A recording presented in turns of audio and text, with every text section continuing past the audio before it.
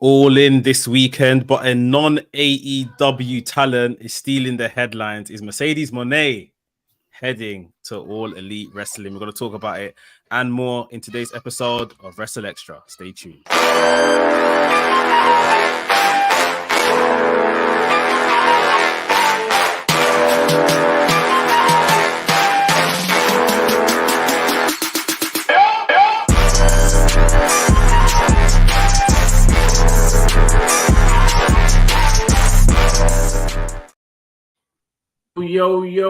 Yo. This is WrstlXtra. I'm your boy, A Dazzle, the Black Wrestling Advocate. Always joined by my trios team, Mix, the WrestleManiac, if you will. Yeah.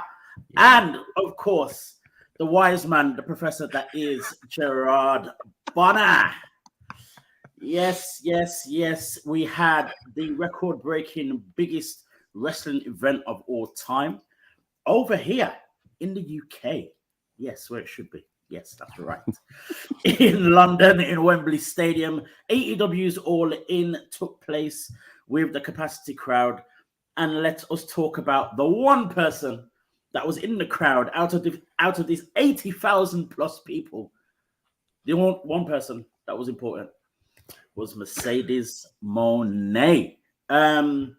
It's interesting because I saw a few days before she posted pictures that she was in London, which was very interesting. Got people talking, of course. Nothing major to really say. No implication as to what was going to happen with her, why she was, well, not why she was there, but what she was going to do while she was there.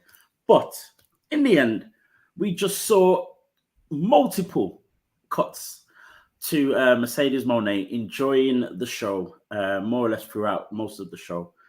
Mex, what are your thoughts? Is Mercedes All Elite? Is it set in stone? Is it just they're just messing with us? Is she just going to make an appearance and then disappear? What is going on right now with Mercedes Moné and AEW? I mean, after the sheer amount of times she was shown on AEW TV, I can't not believe she's in cahoots with them to some degree. Maybe not a full-on signed full-time member, post-star Mercedes Moné is All Elite, but she is in bed with this company right now to some degree. Like, I was lucky enough to be in attendance, and when they put that on, I think I caught it on my vlog, which is on my channel now. When they put it on the screen, the first time was during a pre-show. Yes. And I was bamboozled because, all right, she's there, fair enough, but we see plenty of wrestlers go to these, the opposite companies' events, but it's almost like incognito, like, don't show me, I'm just here watching and all that kind of thing. They showed her in the pre-show, of all places, to kind of debut her on AEW television somewhat on the pre-show. I was like, cool, all right. I said to Anafi again, like, okay, well, maybe the camera just caught her and then, they threw up but then they threw up the whole name thing. And I thought, okay, no, this is planned. And then, obviously, we saw it again a number of times during the main show. They showed her she's in attendance and, she enjoyed that match and they panned to her and stuff like that. And, you know what it reminded me of? So, I don't know if you guys do this in the US, Gerard, but like when we have our big sporting events in Wembley, that's where they usually happen, like FA Cup finals or whatever the case may be. There's some point during the match, during the event, where they pan to the royal family. It's usually the king, queen, their kids there in the stands. Oh, look who's here taking in the tennis today or taking in the football match or whatever the case may be.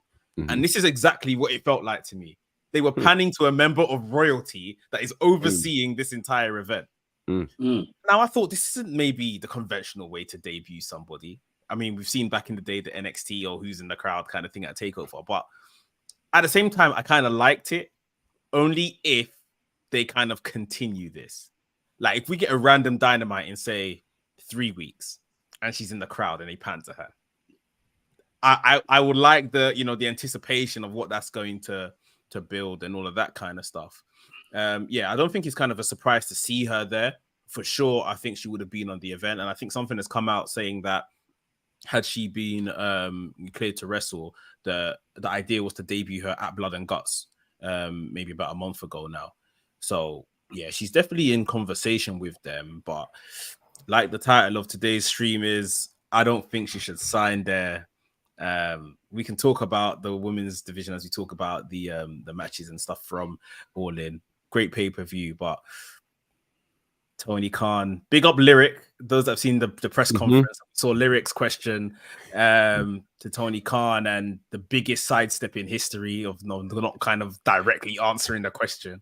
But they don't care about room yesterday, man. It's upsetting, and for me, that's why alone she shouldn't, sign a full-time deal there. A nice little come and go as she pleases, a Will Ospreay type thing. Fair enough, but yeah, great to see her, but do not become All Elite. Gerard, what are your thoughts on this multiple appearances of Mercedes Moné?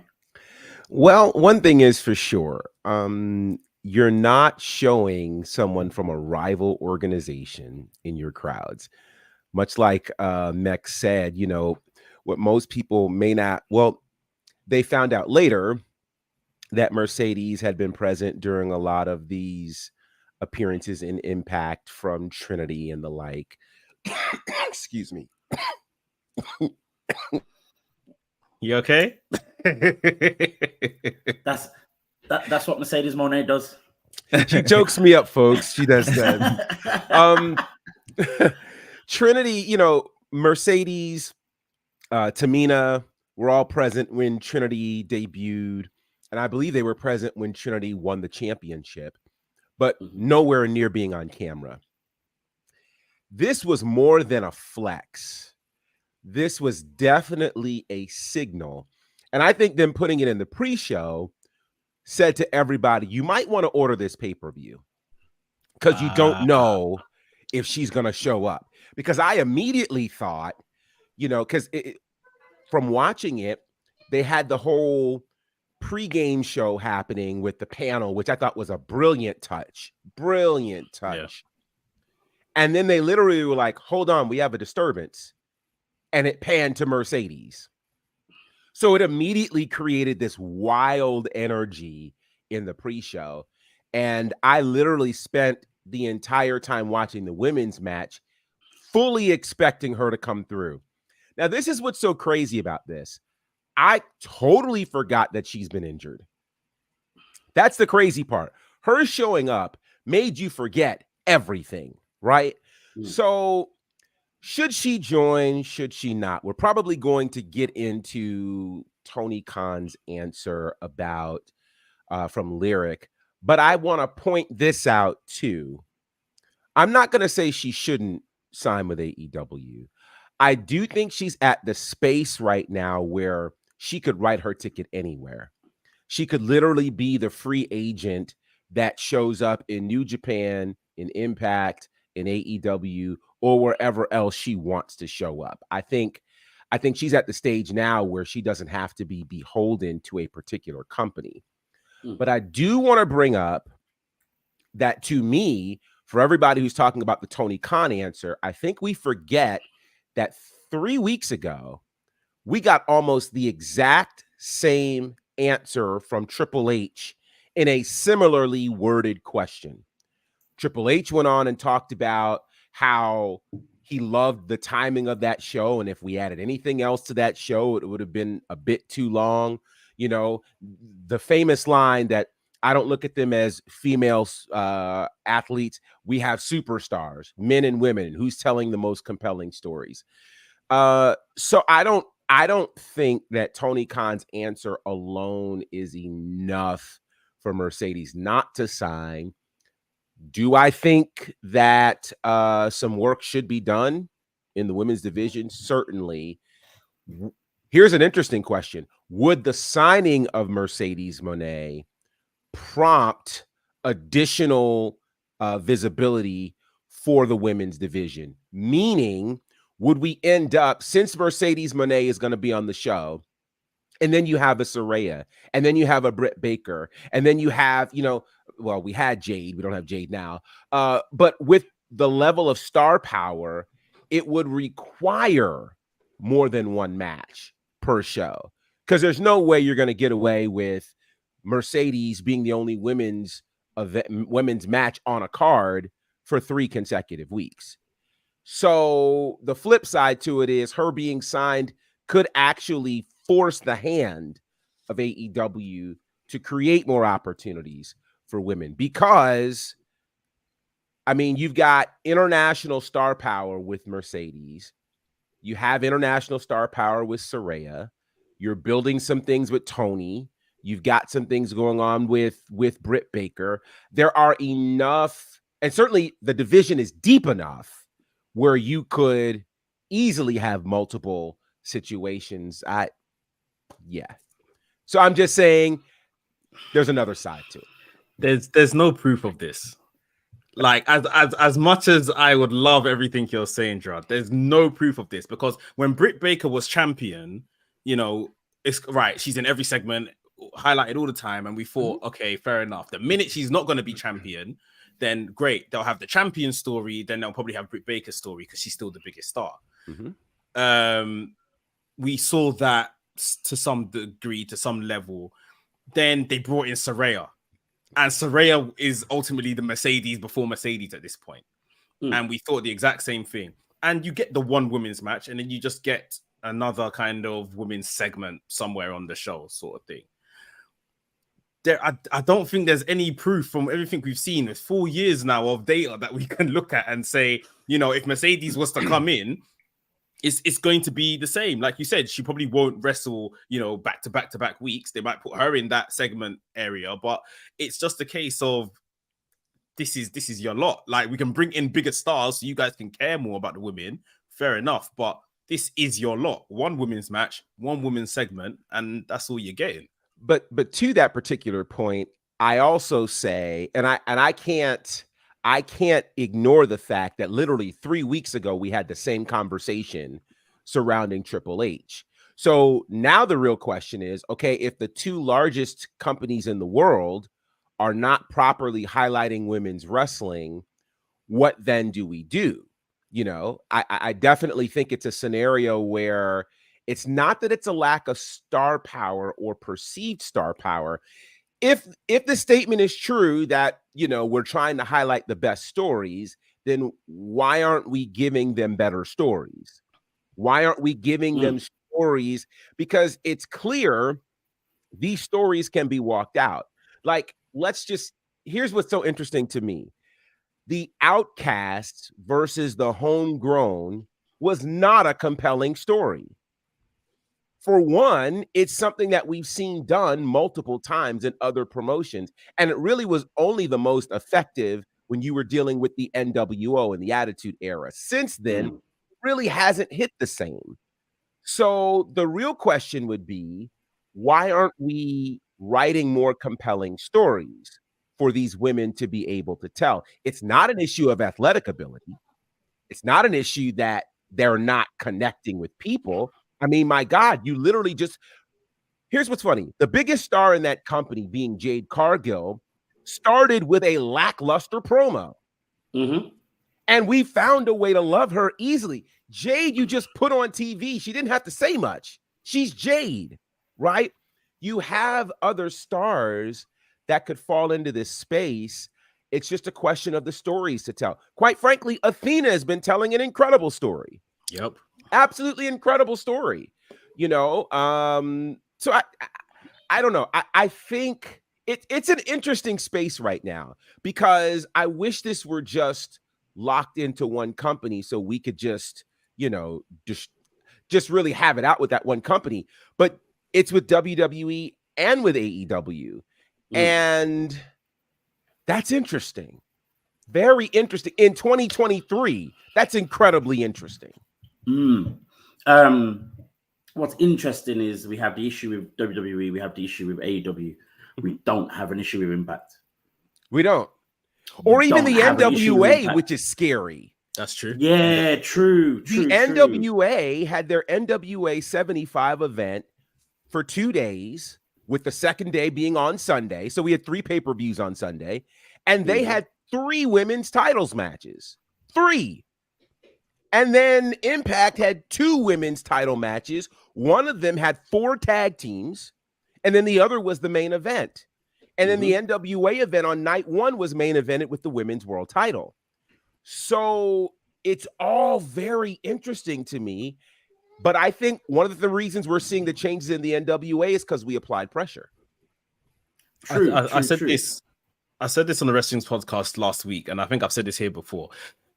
The argument with Impact and NWA, 100%, those are probably better destinations to go as a female talent.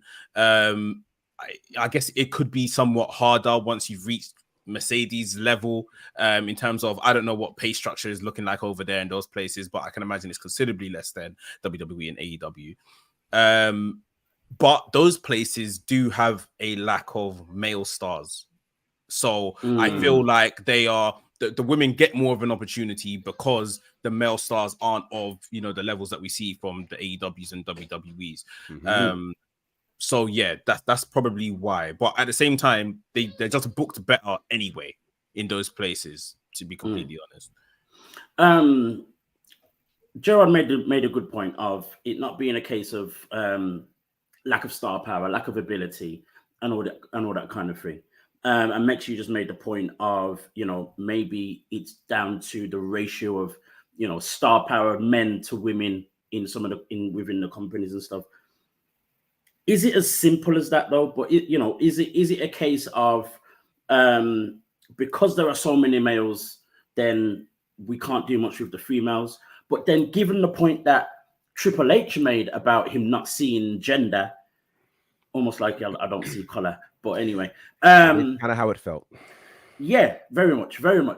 But we also have the issue we've raised it on this show before with, like, say for example, a cruiserweight division in the WWE, or you know, and the Thrive of the X division in Impact.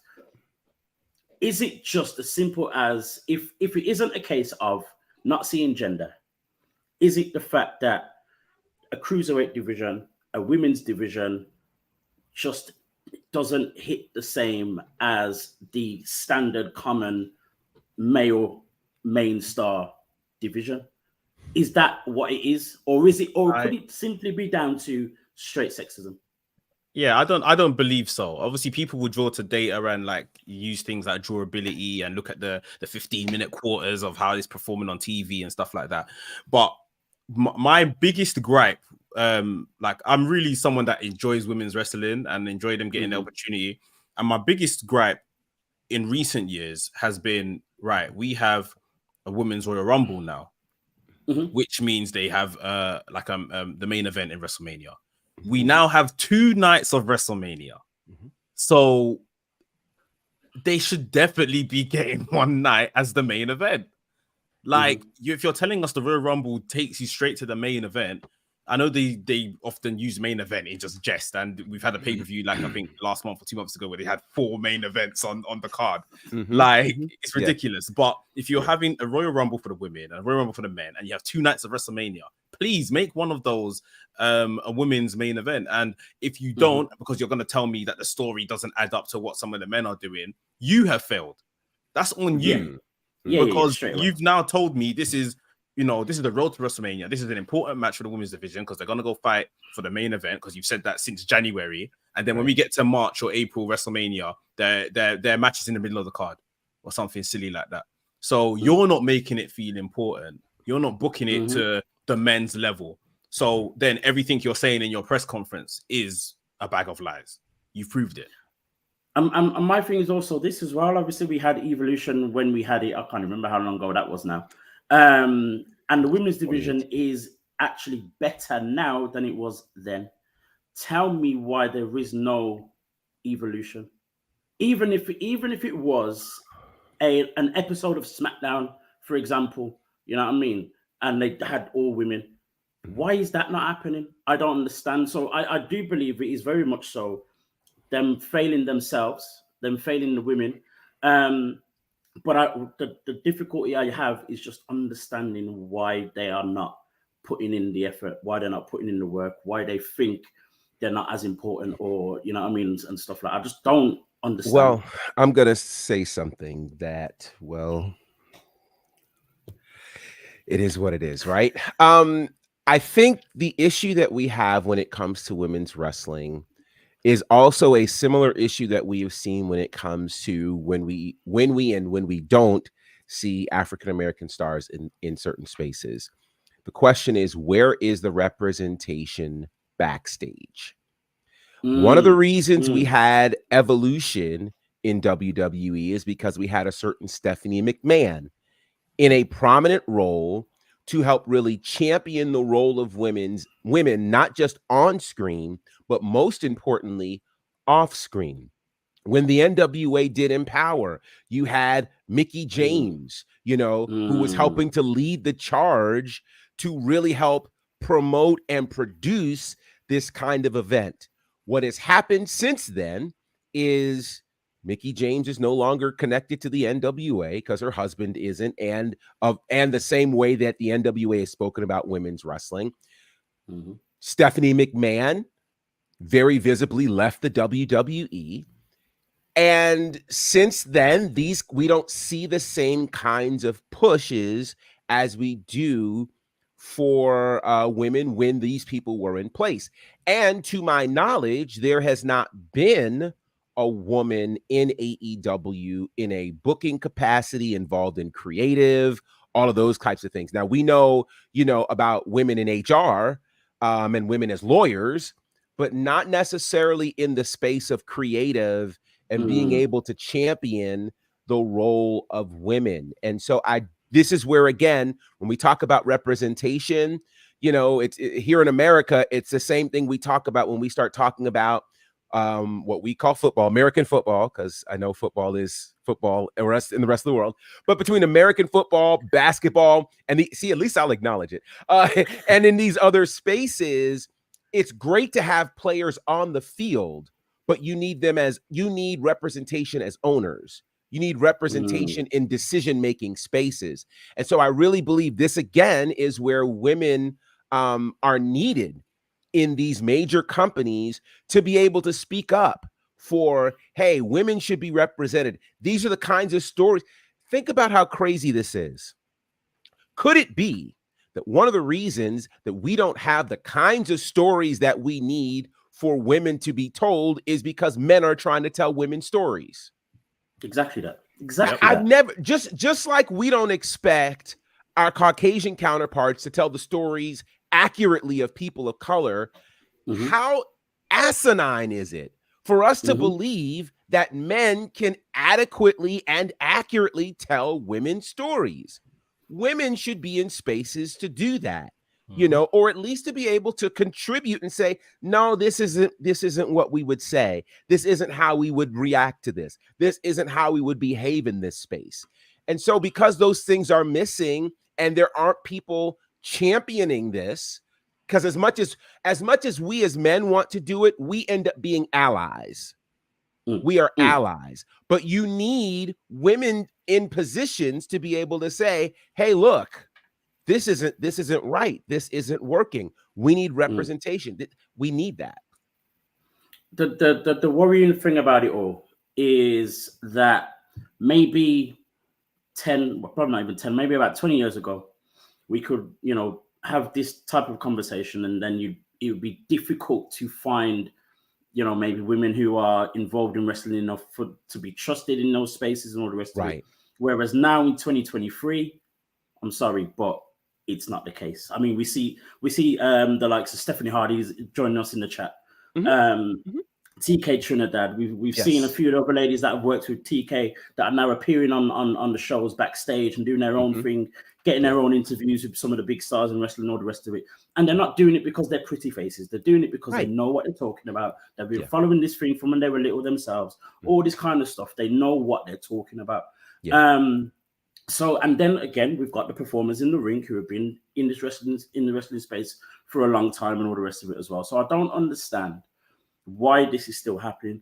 But the problem you get though is, like we had a few months ago, we had this issue with the writer who was working for WWE, she was a black female, yet she had an issue. She had issues left, right, and center on a weekly basis of people not listening to her, not taking in her contribution, not listening to when she's giving some kind of warning signs as to what a story may look like or sound like to other people, all that kind of stuff, to the point where it went to court in 2023.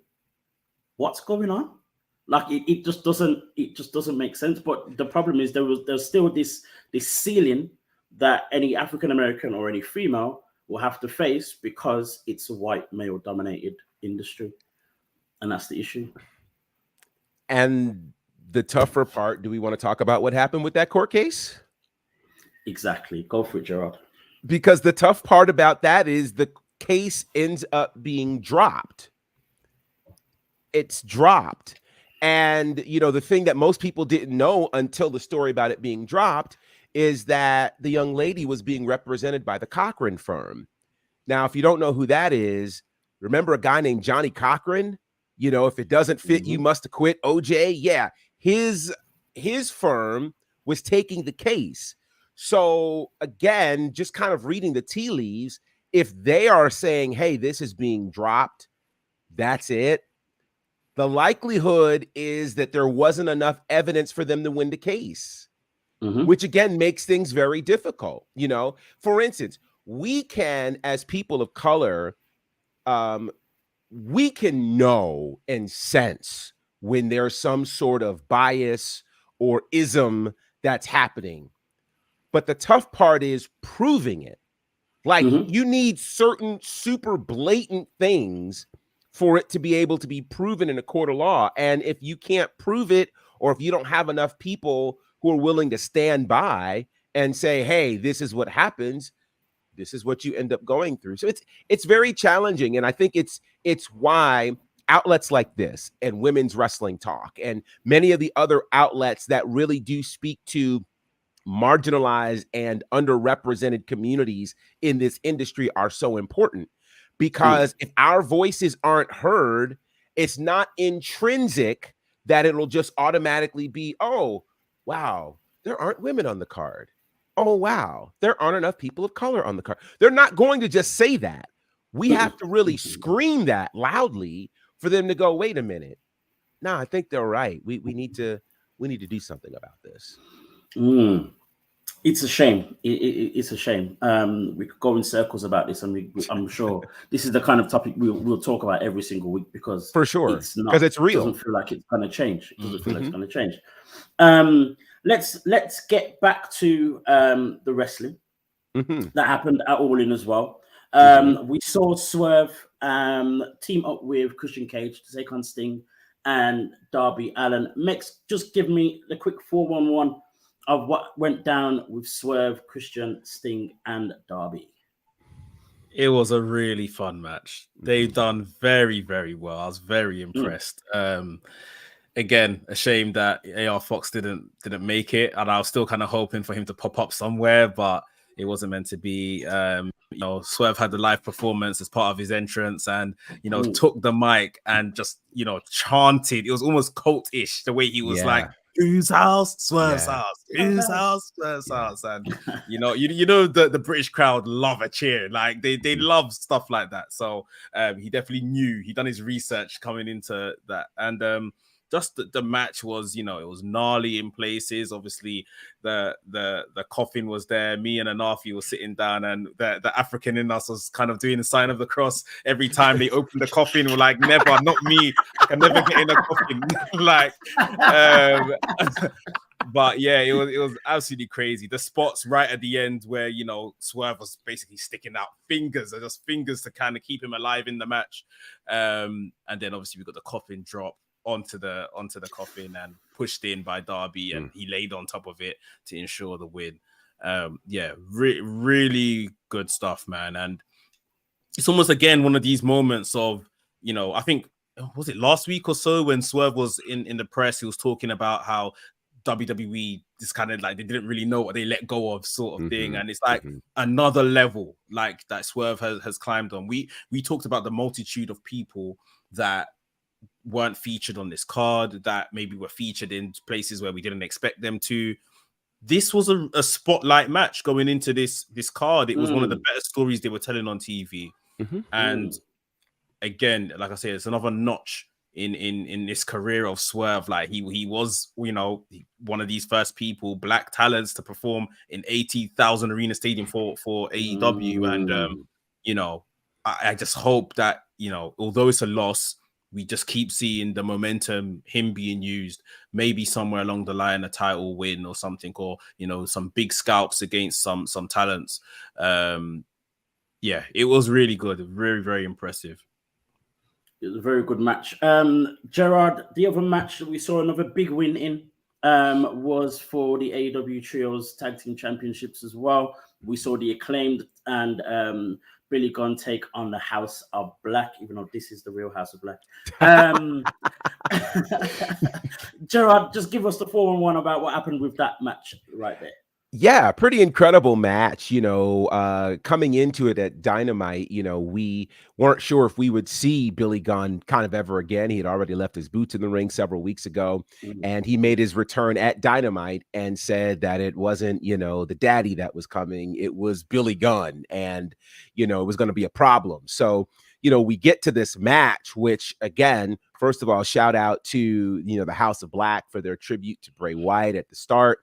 And then, you know, they, you know, the rules of these trios matches, of course, with the House of Black as champions, is the challengers can pick the stipulation. And so the stipulation that was picked was anything goes. And it proved to be a wild and woolly and crazy match. A great showing, I thought, for the Acclaimed and for Billy Gunn, who, quite frankly, beating the House of Black has been nearly impossible. You know, like they have really been, I think, one of the best trios teams that AEW has put together. With that said, it proved to be a very big win for the Acclaimed.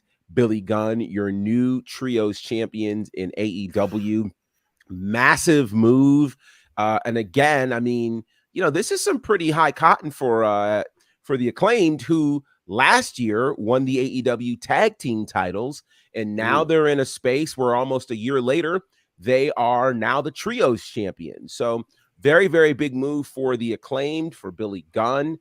And again, in that massive stadium, 81,000 paid people, which maybe we'll get into, maybe we won't. But a major, major moment, certainly, for a lot of the talent that was on here. And I'll add this one thing too. I hope people understand that two things can be true at the same time. We can have disappointment about representation or lack thereof, and still be very, very proud of this event in general, because for an organization outside of WWE to pack 81,000 paid attendance into Wembley Stadium, it's massive. It's right. You can't overstate the importance of it. And so to get wins for the Acclaimed for this trios title is a really, really big deal on this stage. So congratulations. Am I right in saying, this might be me picking something out of the sky, but am I right in saying the Acclaimed are only one of two teams to have won both the tag team and trios championships? That feels correct. The second would be the Young Bucks. Yeah. Well, they'd be the third. Okay, yeah, but I guess they didn't win it. I guess it's one and the same. Young Bucks, and then the Lucha Brothers. Ah, yes, Lucha Bros. That's so those would be. The Lucha Bros haven't won the trios, have they? Yes. Yeah. It was them and Pac. Remember? Triangle. Yeah. Death Triangle. Yeah.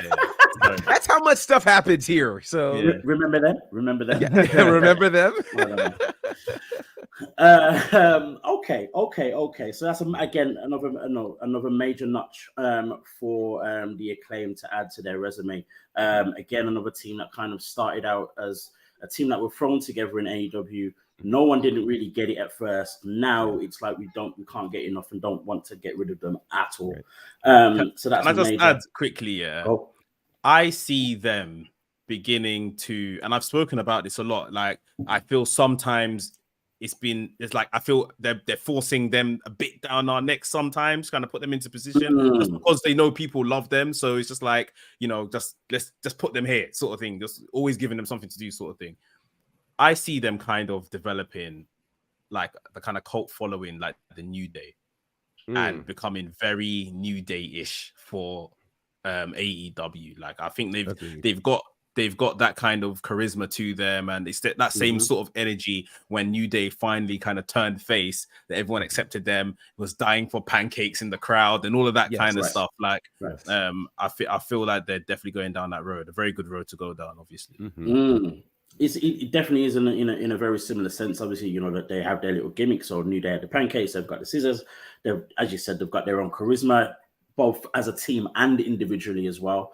And to have an added, added thing as well with Billy Gunn as a legend and all the rest of it. I don't see how AEW can mess this up. Basically, it's one of those ones for me. But it's nice to see them where they are with gold around their waist again. And good luck to them. I don't know how long they're going to hold it for. I don't know who's going to challenge them now, but good luck to them, definitely. Moving our attentions away from AEW, we move ourselves to NXT. Again, my gripe of this show being on a Tuesday is that we're talking about this a week later. But still, it is still enough to stay excited about. We saw the first ever all African American match for the NXT Championship go down, with Wesley taking on the NXT champion Carmelo Hayes. One thing I'll say very quickly, I loved the fact that it was mentioned in commentary. It was mentioned backstage that it was the first ever all African American NXT Championship match, and that was great to hear and great to be acknowledged. Gerard, again, give us the 411. What went down in this match? How did it go? And how did you feel when you saw these two men come face to face in a ring before that bell rang? Well, I'll tell you, I'll start there and say this felt very, very big. It felt extremely big. But then you couple the continued visual, because normally, as of late, sometimes they'll do the ring announcer in the ring for these championship matches. Sometimes they'll do them out. I think it was very intentional to have Alicia Taylor in the ring doing this. And then you had the African-American referee, and then you had Booker T on commentary. This was the blackest thing WWE has ever done. And I loved every bit of it. I was so proud because it was just like, oh, y'all are leveraging this. Y'all know what it is, and you're very, very aware. I mean, and it's this kind of awareness that we're talking about. So being able to take in that moment, and giving Booker T the opportunity to, verbalize how much this moment means, that was as special as the match itself. And then the match itself proved why these guys are there. It proved every bit of it. I could tell that they felt the weight of it, and they felt the weight differently than Sasha and Bianca did. You could tell Bianca, and obviously it's WrestleMania versus NXT. I get that. So Bianca in her first WrestleMania in the main event, overwhelming. I get it. I think for Wesley and Carmelo, you could tell they both said, game face on. We are about to go crazy.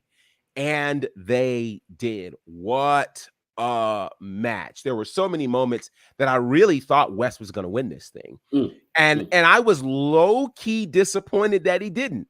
I had gotten my heart together that Wesley was going to be the NXT champion. So Carmelo winning was a little disappointing from that perspective, but I mean, I'm not mad that Carmelo won. Not mad at all. A great, great match. I think the match was so good that we've got to see Wesley in a rematch at some point. I mean, I think that seems pretty obvious, but what an incredible match. I mean, we are fortunate and blessed to have watched that pretty much on free TV, without there being a pay-per-view or PLE connected. What a match. What a moment. And I know so much happened last week, but it's something that I definitely don't want to be forgotten because it was significant. For sure. The other thing that was interesting on the show, and later on the show, we saw Trick Williams, the best friend of Carmelo Hayes, take on Ilya Dragonov. Another great match. Another crazy match from Dragonov. Mex, give us what happened in that one. And also the interesting thing that we saw a little bit later on in the show. I believe it was just before Carmelo went out for his match. Yeah, they changed Trick Williams' music, which I wasn't too happy about. I loved it. It was fire. Yeah, oh my God. I liked it. I like. Well, you like the new one? Yes. No, this is the thing. So I like the old one, but with the Booker T's ad libs in this new one, like if that Booker T and the crowd, they made that. They brought it alive. They brought it alive. The match itself was very, very good. Like we were talking last week about, what if Trick could pull it off here and beat Dragonov. But ultimately, when we first saw this match was being, put together, I had said Dragonov has to kill him.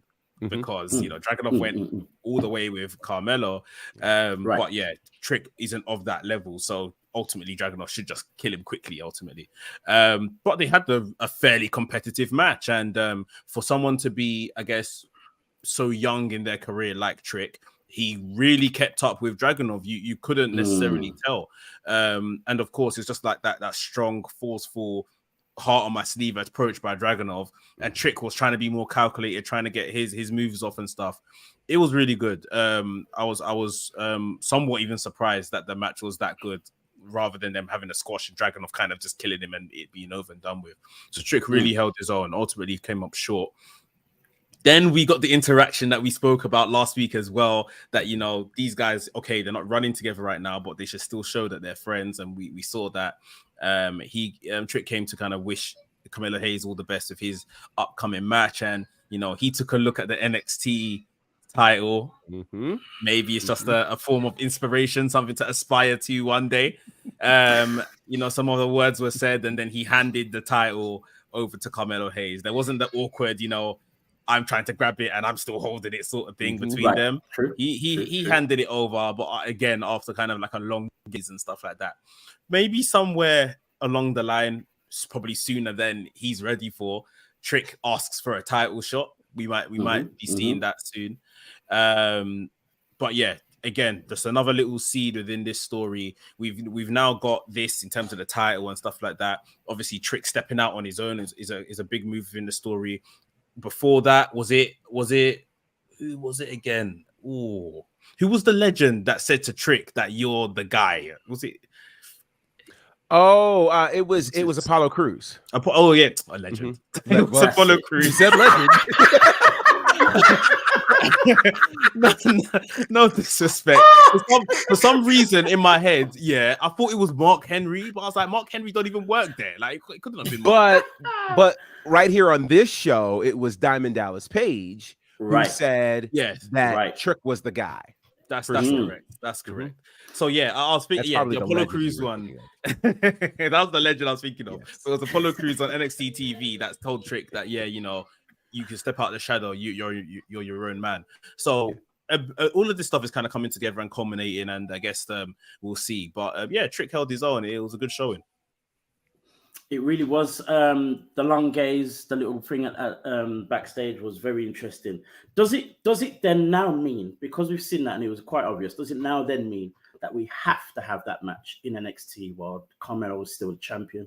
So does Carmelo have to hold his championship now for the next few months, at least to the end of this year, and that match has to be like an imminent, or is it kind of just, let's just throw that in, we'll see what we do, if we do or not, blah, blah, blah. Do you think it has to happen now, Gerard? Oh, the match has to happen. Not now, but it has to happen. I think, so this is going to sound really weird to some, but to me, Trick and Dragonov was my match of the night.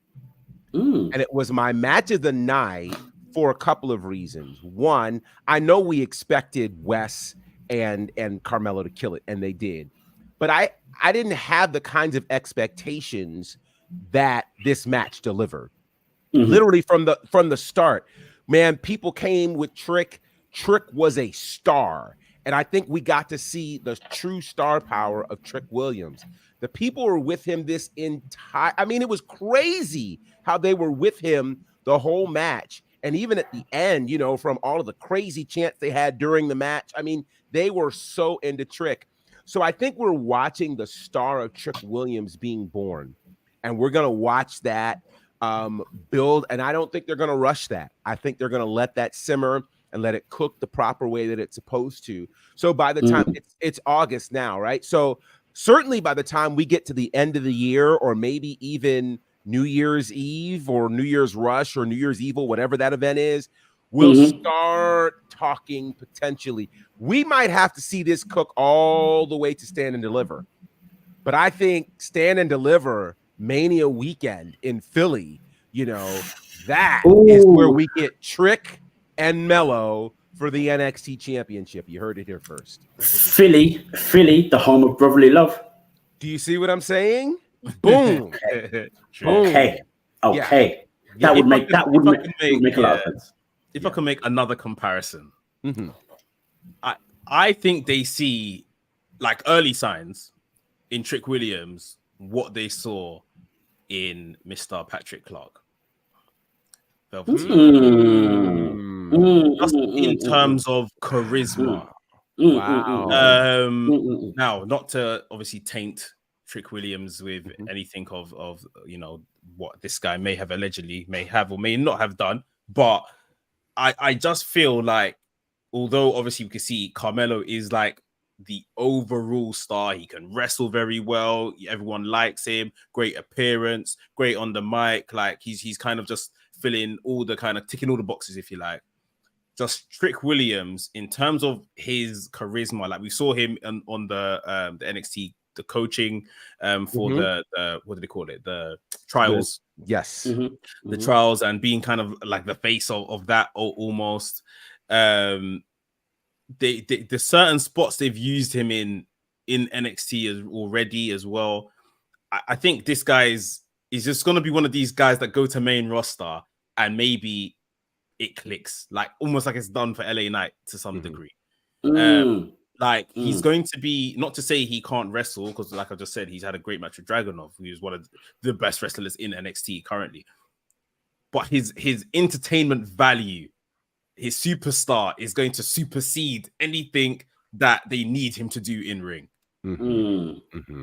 Like what we were seeing with Velveteen Dream at the time, like and everything. Like Velveteen Dream wasn't a bad wrestler at all, but when the music hits, what am I gonna get today? You could just sit there, like, what am I gonna get today from this guy?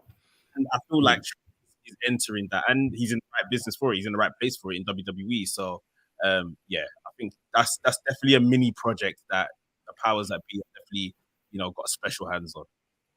I believe that in a massive way, because with Trick kind of already showed signs of that type of thing, because we got to love Velveteen because of every time he came out with his entrance, we were waiting to see what he was wearing.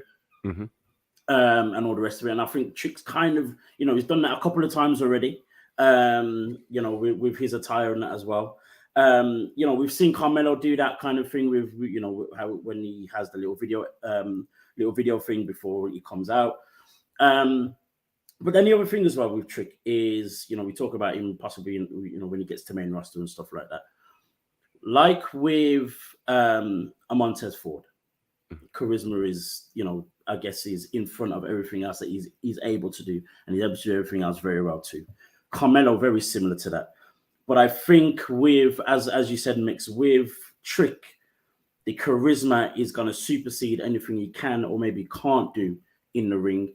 If he then works on that and gets to the point where, like with Patrick Clark, he could tell us an amazing story in the ring, then you've got a very similar type of wrestler in Trick Williams. And I guess it is the only thing he needs to work on is just that in-ring ability, whether it be technical ability or the storytelling ability that he needs to work on. And for me, that isn't the hardest part to improve.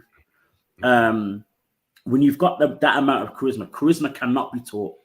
Right. Everything else can be. So he's in a very, very, very good place to keep going and move forward. Going quickly back to Carmelo, this is probably an answer that can be answered very quickly. Who's next? Are we getting Lee again straight away? Is Dragonov going to come back? Is Braun Breaker now going to say something? Is Baron Corbin going to find his way there? Is Dijak going to enter the mix? Who's next for Carmelo Hayes? What are we thinking? What's their next event? What is their schedule? No Mercy at the end of September. No Mercy.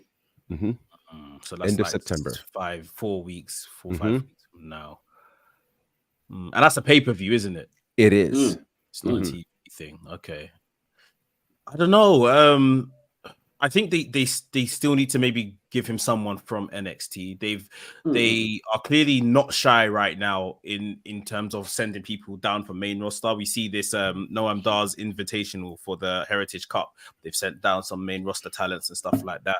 So they're clearly, quite flexible with things right now.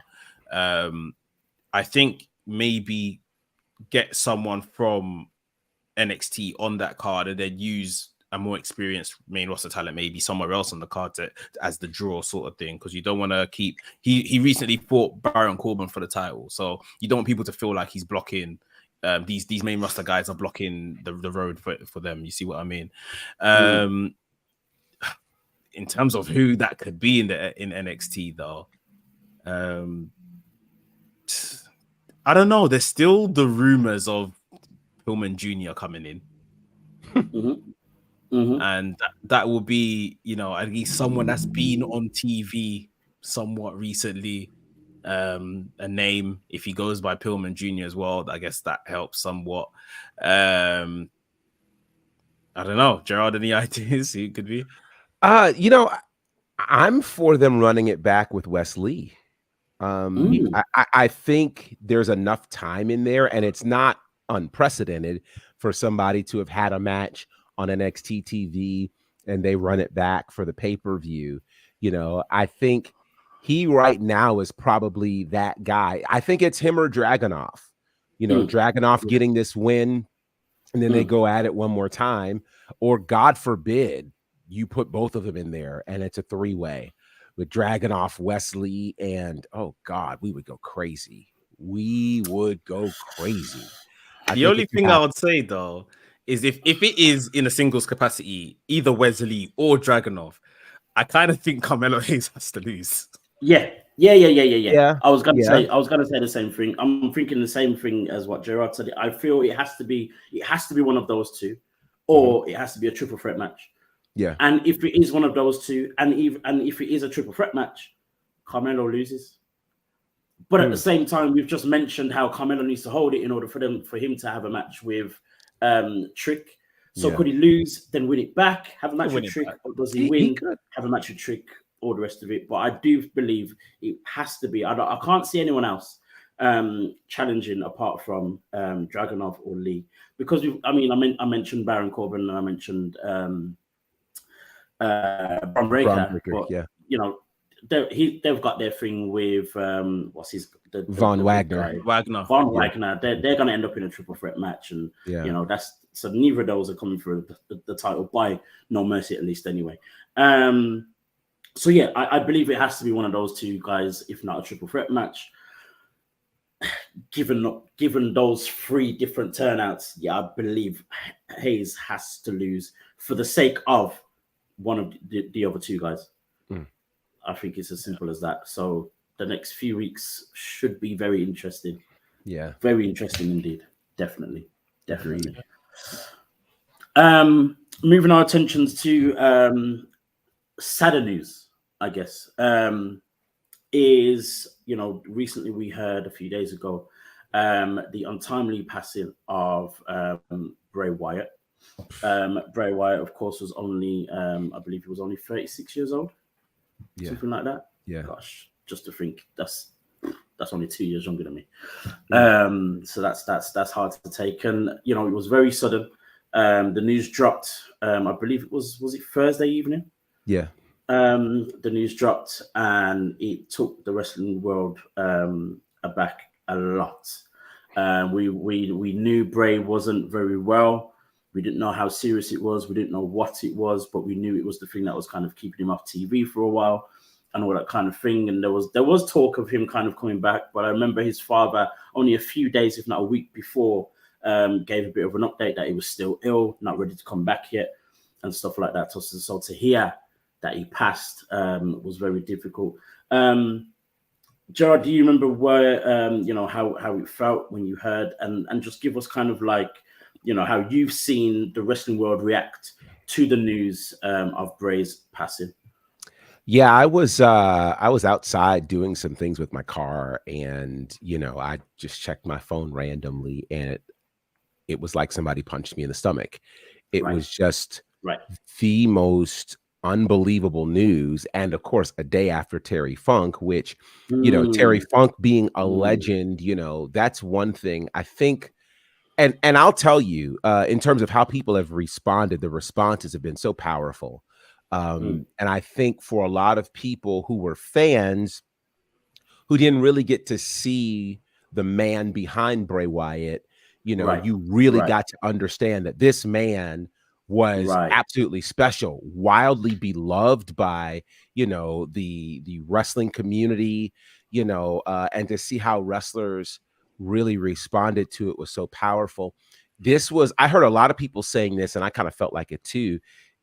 This hit about as hard as Eddie Guerrero's passing. It really spoke to how Bray impacted our world. And I'll tell you, what WWE did on Friday Night SmackDown was absolutely powerful. How they pulled that off in 24 hours is still unbelievable to me. The strength that it took to do that. And, I know there were some that were like the whole show should have been to him. I think where WWE is now is I don't know that they're ever going to do a full 2 hours where all we're getting are, I just don't think that they're going to do that. But with that said, this is the most they did for anybody who's passed easily in the last 10, 15 years, without question. Admittedly, here's what was hard for me in watching all of it and still even watching some things on Raw. It feels like he's left the territory. It doesn't feel like he's left the earth. And that's the hardest part for me to process. Like we're seeing all of the things. It's not still registering to me that we're not going to see him in a live capacity on our television screens anymore.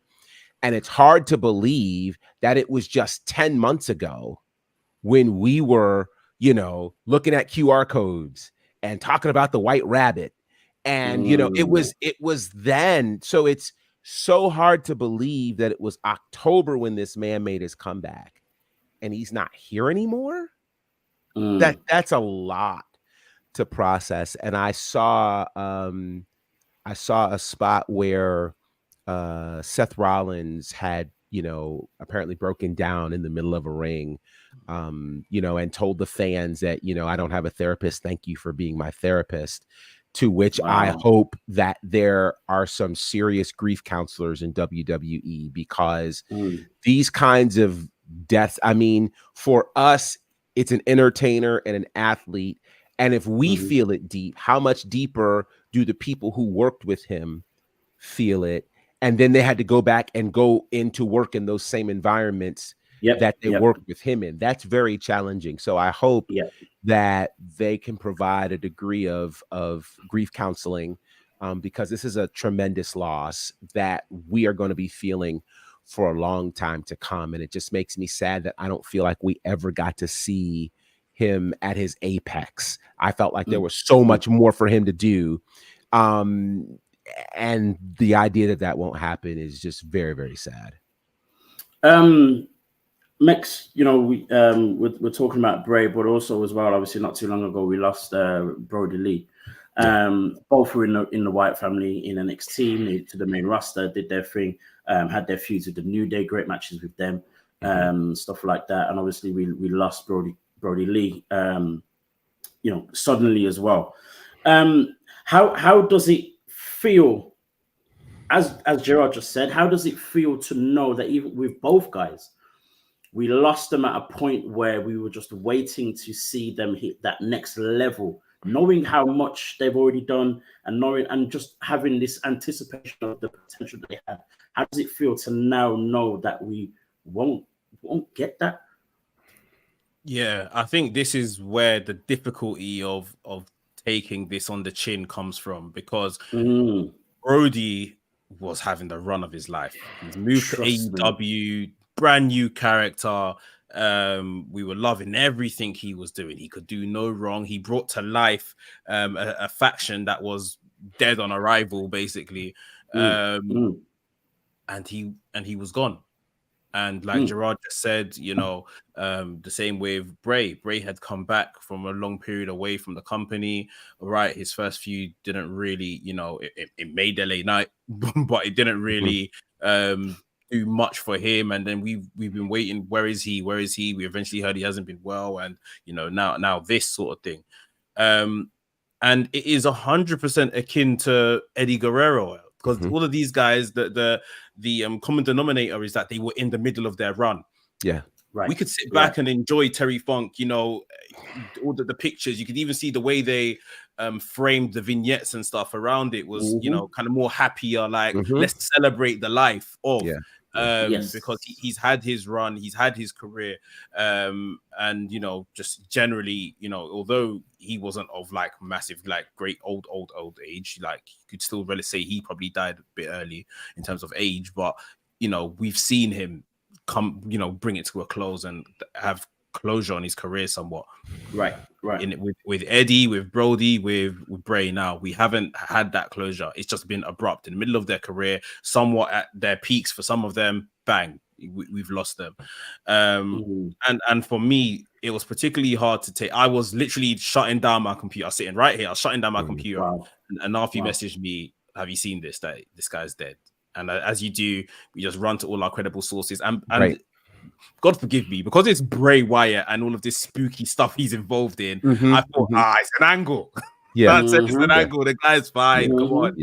I didn't even know the severity of, you know, the illness he's been having. I'd seen a couple of reports over the last few months that he wasn't well, but didn't know the severity at all. And it just makes me think, more than anything, young man, young family. And you can't, not to make it about yourself, but you can't help but think about, God, what this could happen to any one of us. Like, if you remember A-Dazzle 2021, when I was hospitalized, I had a blood infection. I was hospitalized. The doctor said, like, mate, you're lucky to be here, sort of thing. Wow. Like, and it's just like, without warning, you know, this can happen to any single person. So, you know, God rest his soul, rest in peace, Bray Wyatt. But like, everyone just, it could be any one of us, any day. You know, we touch wood and hope not, but we thank God for every day that you're given a chance to kind of go at it again and live your life again. And, you know, don't take any of this stuff for granted, because it can literally just go in a moment. It's the difficult part, especially with both guys. Well, with all three that we just mentioned, Bray, Brody, Eddie. Again, three men that outside the ring was so loved and had such a big impact on everyone else around them. The type of guys that would walk into a room and everyone would just get excited and, you know what I mean, turn and want to be around these people. And I think that's the hard part. Again, with all three, young families, young kids, all the rest of it that are, you know, probably not even teenagers yet, or not, or you know, when they've passed and stuff. And it's that part that hits home, because, you know, we're all fathers, we've all got kids and all the rest of it. And you don't want to imagine what would happen if suddenly you go. As you said, Mex, you know, with Terry Funk, it was a thing where he had his career, he had his peak, he had his time to actually say to retire and go. You know, he's had the people around him who are grown up and, you know, that is nurtured and are probably doing great things for themselves now and all the rest of it. Whereas these guys, it's boom, gone.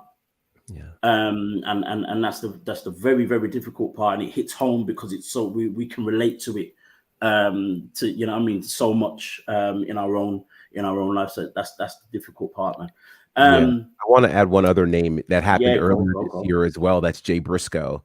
Of course. That we lost. So I mean, it's been a very traumatic year for wrestling and wrestling fans to lose. You know, again, like you said, it's all loss is loss, but it's different when you've had a chance to fully live your life and fully explore your career, as we've seen with Terry Funk. But for a Jay Briscoe, who was finally getting that national run with AEW, you know, now that Ring of Honor and AEW were together and they had that great series of matches with FTR, and, you know, so you get that, you get Bray, these young guys, it's a lot. It's a lot. I know we've kind of run over time, but at the same time, I want to end on a higher note. Yes. And turn our attention as quick as we possibly can do it.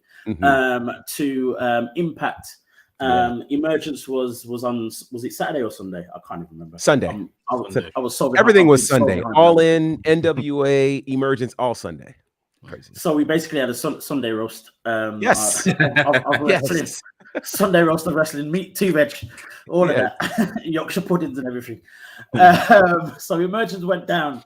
And Gerard, you pointed out something. It's quite obvious, of course, but I'll let you take this one. You pointed out something that was very interesting about Emergence on Sunday.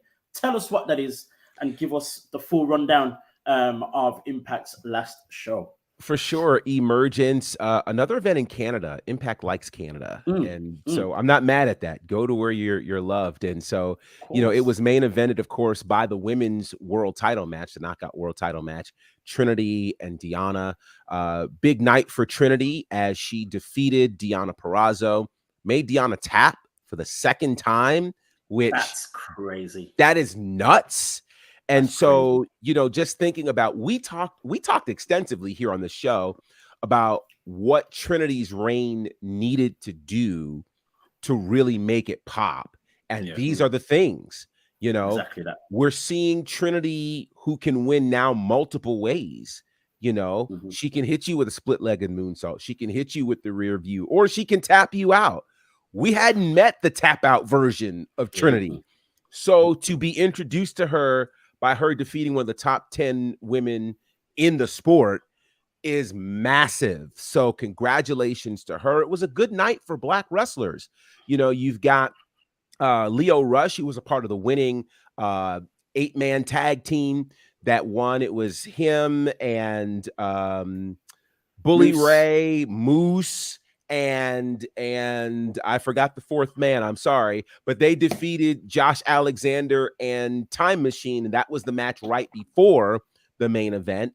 Again, fourth man was Brian Myers. Thank you, Brian Myers. And so, you know, Moose doing his thing, former Impact World Champion, Leo Rush, the current X Division champion, and then the Rascals become the new tag team champions. Shout out to Trey. I almost called him Trey Alexander. Sorry. Trey Miguel. Trey Miguel. I don't know where Trey Alexander came from, but Trey Miguel becoming a tag team champion again. And, you know, to me, a great story of redemption for Zachary Wentz, given all that he went through. Kenny King retained the digital media championship, you know, against Johnny Swinger. I mean, so great night for Black talent in Impact Wrestling, all of them for the most part surrounding championships. A big night, and I'm excited. Again, Trinity main events this show, which makes a lot of sense, you know, and we talked about her value there in Impact. Well, here it is. It's not just a flash in the pan. It wasn't just her debut that was big. She's now main eventing as the women's world champion. Gets no bigger and better than that. Another thing that's exciting is the Impact Emergence Fallout show, which is happening this Thursday. We're going to see Leo Rush versus Kevin Knight. Oh my. Wow. Yeah. That's a pay-per-view match. That is. Trust me. It's not for the X Division Championship, unfortunately. But it will go down. It will go down on Thursday. Mex, I know you don't necessarily keep up with everything Impact on a regular basis. But does this show and these results kind of make you want to watch it a little bit more? My issue is time. I would watch Impact if I had the time. Right. Of Like course. even right now, my missus is messaging me like, when you come put these kids to bed, sort of, because we've gone over it. So that's my issue. Otherwise, I watched the Rascals, the tag team match, and I watched Naomi's match, of course. So it's just picking and choosing and getting what I can in, sort of thing. On the Naomi front is brilliant. The main event is brilliant. Like it may be Impact, but that's all you can do. That is the platform you're working on. You've now got the primary position on that card, and she's defended the title. Deonna Purrazzo has been swept to the side now. That's 2 wins. Next, For real. who is next? They've brought back Jordan Grace, so she's re-signed with the company. So maybe we see her somewhere along the line, but. That's it. You just have to beat what's in front of you, keep racking up the numbers, performances, hopefully more main event spots as well. She's doing all that can be asked of her at this point. Yeah. For real. And on that note, I'll let Mex go because I ain't trying to have Mrs. Mex coming for me either. My WhatsApp right now is just ping. Guys, this is the show. Bye. Right. The Excalibur greeting. We're out. Guys, this is WrstlXtra. This is real. This is live. This is what happens for real. I love it. You've been watching WrstlXtra on the WrestleManiac UK YouTube channel. Don't forget to like and subscribe to watch every single time we are out on live, and to also see when Mex is allowed to post his reviews and reactions to all things WWE and AEW. Don't forget to find Mex as well on the Wrestling's YouTube channel as well, with the rest of the mandem over Wrestling's. You can find Mex on the on WrestleManiac.uk on Instagram, and WrestleManiac UK on X. I'm calling it X now. Also follow this guy Gerard Bonner on all things Bonafide. You can catch him on the Faction Show, WWT Live, the Nightmare Factory, Battle Slam, and Southern Honor Wrestling. I did that so well. You can also find me, Dazzle, on Instagram, Black Wrestling Alliance, and BWA Dazzle on X. Right, I'm gonna let Mex go before he becomes an X. Literally. We are out of here. Thank you. Yeah.